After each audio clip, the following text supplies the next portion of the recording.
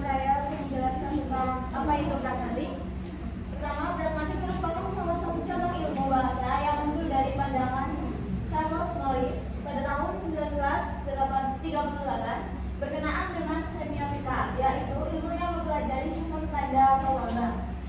Pragmatik memiliki 5 cabang, yaitu deiksis, implikatur, peranggapan, tindak tutur atau tindak bahasa, dan struktur wacana. Tidak tutur yang dikemukakan oleh John L. Austin dan muridnya John L. Searle.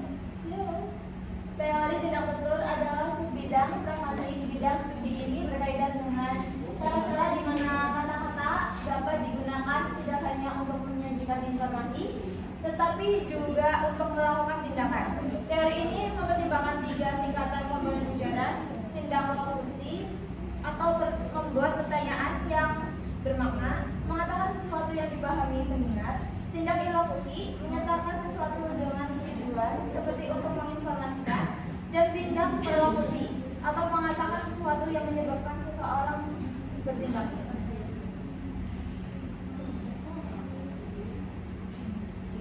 Seperti yang saya katakan tadi, ilokusi adalah tindakan mengatakan sesuatu. Austin menunjukkan bahwa idiom hanya mengatakan sesuatu, menyampaikan informasi, berbicara, bertanya, dan lain-lain.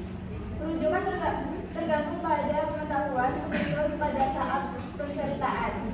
Menurut Austin, pada tahun 1962, halaman 143.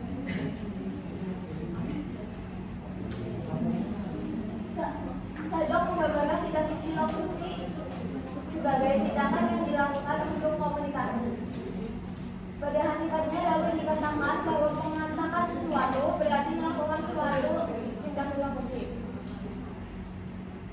Yang kedua ada ilokusi.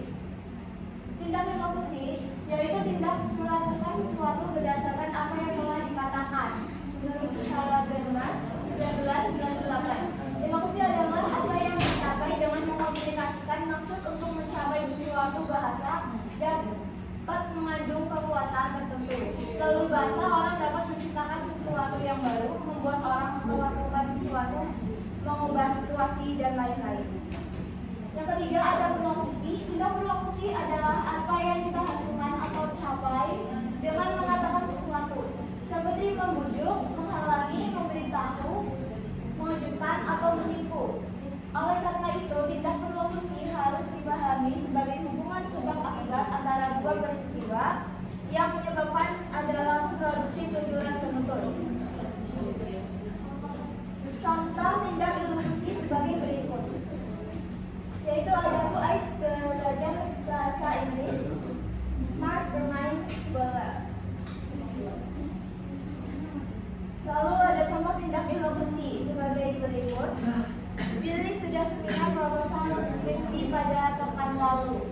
Contoh tersebut apabila diucapkan kepada lawan tentunya seperti bahasa mahasiswa semester 7 di jurusan yang sama, maka bukan sekedar informasi. Ucapan tersebut mensyaratkan agar mitra tutur melakukan sesuatu yakni segera mengerjakan skripsinya apabila judul yang ditentukan dalam proposalnya sudah diseminarkan. Lalu ada contoh tindak tutur berlokusi. Yona dan Yuri bebas SPP. Jika ujaran tersebut diucapkan oleh guru atau dosen kepada murid atau mahasiswanya, maka ilokusinya adalah meminta agar teman-temannya tidak iri. Sementara itu, berlokusinya adalah agar teman-temannya mengampuni keadaan ekonomi orang tua Yona dan Yuri. Lalu ada peranggapan. Pengertian dari peranggapan dalam pragmatik. Peranggapan merupakan padanan kata presupposisi atau bahasa Inggris disebut preposition. Kata tersebut berasal dari kata to prepurpose, presuppose, yang berarti menduga sebelumnya.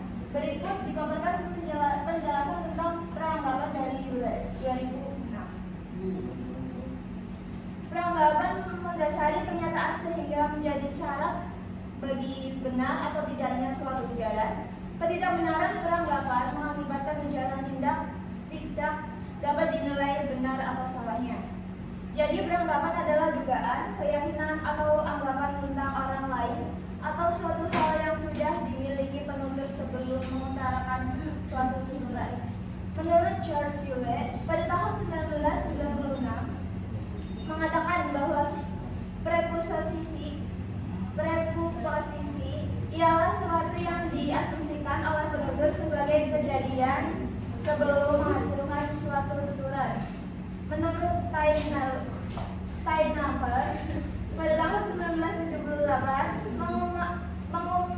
mengemukakan bahwa peranggapan adalah apa yang digunakan penutur sebagai suatu dasar bersama bagi peserta percakapan. Lalu ada jenis peranggapan dalam pragmatik. Jenis peranggapan ada 3. Yang pertama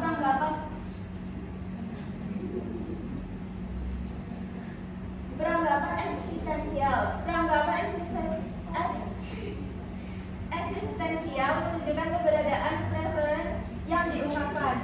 Lalu kedua peranggapan faktif. Peranggapan faktif adalah peranggapan yang muncul dari informasi yang ingin disampaikan dengan kata-kata yang menunjukkan sesuatu fakta yang diyakini kebenarannya. Peranggapan leksikal. Peranggapan leksikal adalah peranggapan yang dapat diketahui sebagai tuturan yang diimplementasikan dengan penegasan suatu tuturan. Yang keempat, peranggapan struktural. Peranggapan struktural adalah peranggapan dapat dalam kalimat tanya. Kebenaran dalam peranggapan struktural sudah diasumsikan dalam tuturan itu sendiri. Yang kelima, peranggapan non-faktif.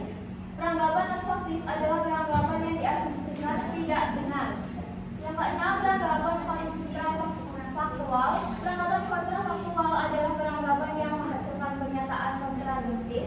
Peranggapan ini mengungkapkan kebenaran dalam klausa jika atau if clause. Ketiga, ada implikatur. Menurut Juli 2006, implikatur merupakan implikasi dari tuturan yang tertutur yang berupa simpulan logis dari suatu tuturan. Implikatur dipahami secara bersama-sama antara penutur dan mitra tutur dalam konteks tertentu supaya tujuan tutur dapat terlaksana. Implikatur percakapan. Implikatur percakapan dalam pragmatik dapat dibagi menjadi 2, yaitu implikatur percakapan umum dan implikatur percakapan khusus. Implikatur percakapan umum adalah implikatur dalam dialog yang dapat dipahami tanpa melihat konteks percakapan. Contohnya, Charlie, saya berharap kamu membawakan saya roti dan keju. Doni, saya hanya membawa roti. Doni tidak membawa keju. Implikatur berskala. Menurut Hewlett, pada tahun 1996 juga menjelaskan implikatur berskala dalam pembahasan tentang implikatur percakapan umum. Pemahaman tentang implikatur berskala ditandai dengan istilah-istilah untuk mengungkapkan kuantitas dari skala nilai tertinggi ke nilai terendah, seperti semua, banyak, beberapa, selalu, sering, dan kadang-kadang. Contohnya, Desi, apakah semua temanmu ikut ke pesta ini? Citra, hanya beberapa saja. Yang berarti tidak semua teman Citra ikut ke pesta itu. Lalu ada implikatur percakapan khusus. Implikatur percakapan khusus merupakan implikatur dalam dialog yang baru bisa dipahami setelah mengetahui konteks percakapan tersebut. Contohnya, Tuti, Budi di mana Tom? Anton. Ciko di kantin. Budi di kantin juga karena di mana ada Ciko. Biasanya di situ ada Budi juga. Lalu ada implikatur konvensional. Implikatur konvensional adalah implikatur yang dapat dipahami dari makna satuan gramatikal, bukan dari percakapan. Misalnya, Tarigan orang Batak, tetapi tidak pandai bernyanyi. Yang berarti orang Batak biasanya pandai bernyanyi. Baik, terima kasih. Apa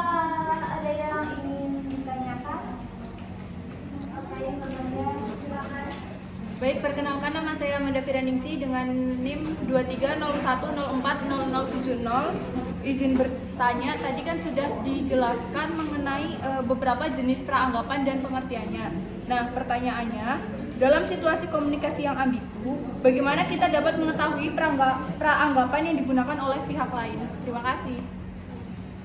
Baik, dan saya mencari jawabannya, Mbak.